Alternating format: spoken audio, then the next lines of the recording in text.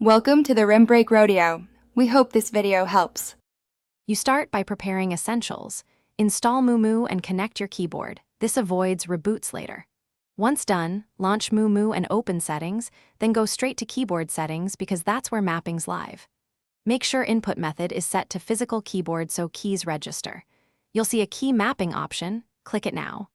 Doing this first saves time and prevents missed keystrokes while you map controls for a specific app or game. You're now in the complex middle. Open key mapping for the game. Click a virtual control and press the keyboard key you want. This links a UI button to a keystroke. Use modifiers, Shift, Control, to add combos and create macros for repeated actions to save input time.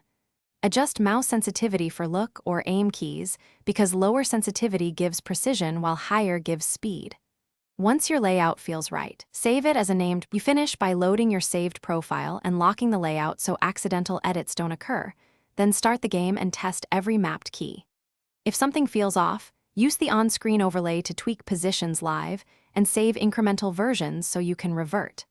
For persistent failures, make sure physical keyboard is enabled in settings, reconnect Bluetooth, or reinstall the keyboard driver. This often fixes recognition issues. If nothing works, try a different USB port or restart Mumu to clear input caches. Thanks for watching. Consider subscribing if we helped you.